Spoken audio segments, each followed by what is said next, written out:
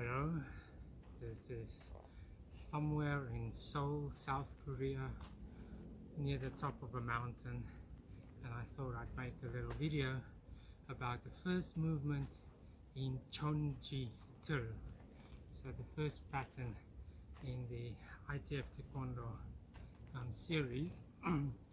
So in this first movement we see a 90-degree turn to the left and then a low forearm block.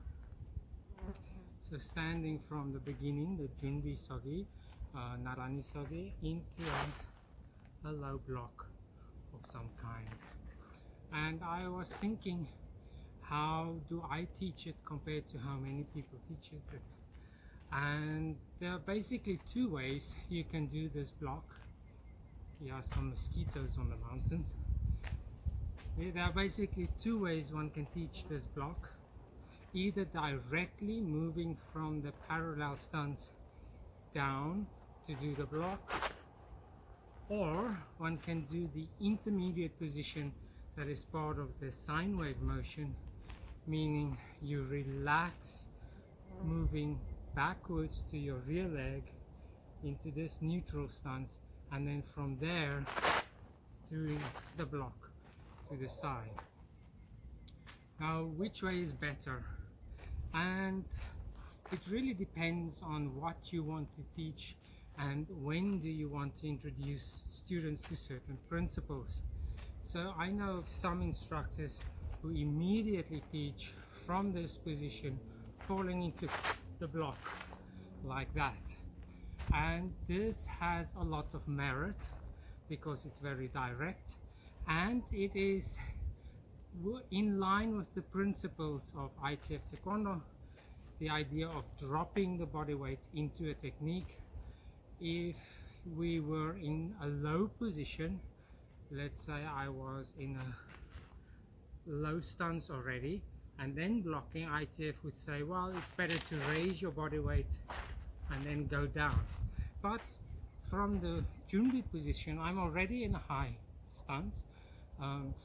I already have potential energy which I can convert into kinetic energy by just dropping down into the technique there. So it makes logically sense. It's completely fitting with the paradigm of how we generate power, and it has strategic sense. It is very quick, it's very direct. You notice something coming, some low attack, and you intercept it with a block. So that makes sense as well. I'm not trying to interpret other types of techniques like arm bars or throw-ins or other ways of interpreting the low block. I'm just assuming for this moment there's a low attack and I'm blocking the low attack. Okay, so there's a low attack coming towards me and I'm intercepting it with a hard low block as my defense. Now there's a different way to teach it, and it is assuming the parallel stance, and then instead of blocking me into immediately, since you don't really know what's coming, you retreat away from the attack. And this makes sense from a kind of a reflexive biological perspective. I don't know what's coming, I am retreating away from it, putting my weight towards the back leg and bringing my hands up in some type of reflexive guard response. I am surprised by something, I'm moving away and I lift up. So because this is kind of focusing on the natural flinch response of people, I like to use this method first when I teach this block from Chonji Tul. So I would follow the orthodox ITF way of going back into a guarded position, observing, and then doing the low block. There's another few reasons I like to teach it this way. The other one is, especially for beginners, we are trying to instill a habit of relaxation before doing any techniques.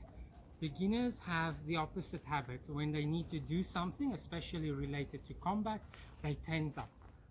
And the ITF fundamental movements and patterns have this pedagogical goal of instilling the opposite. Instead of immediately tensing up when you're supposed to do techniques, you immediately relax. So from the parallel stance, the first movement is not some type of tension, instead it's relaxation. So moving back, relax, get a mind of observation, and then do your technique. Strategically slower than just going for the block, but in another sense it's strategically sound because it's building on the reflex, the flinch reflex, and it's part of this whole idea of instilling relaxation before doing techniques. And the hope is that eventually students will always move from a state of relaxation. Now, the other principle that this teaches is that techniques do not have to move based on muscular tension. So if I ask you how to lift up my lower arm, well, the answer is by activating the bicep muscle. If I ask you how to lower my lower arm, the answer would be by activating the tricep muscle. Well, that's one way. There's a second way. I can lower my arm by relaxing the bicep muscle and just let it drop. And this is one of the principles we try to instill in ITF Taekwondo, is that we don't move just based on muscular tension. We can also create motion through muscular relaxation. And this is basically what happens in the first movement. I'm not pushing back from this leg, I'm simply relaxing my one leg. And by relaxing the leg, my body turns into this position where I can observe what's going on. I'm not in a state of tension, I'm in a state of relaxed focus. And so from here, I relax, observe, and then I initiate with a block, a strike, a kick, whatever it is I want to teach. So this is the basic concept. We are teaching the low forearm block, the first one that students learn, Sajujiluki, Sajumaki, Chonji, in this early series of blocks, from a state of relaxation and utilizing the flinch reflex. So I would start by getting the students to naturally retreat. So sometimes you would actually kind of frighten the student and see how do they react. They would move back, bring the hands up.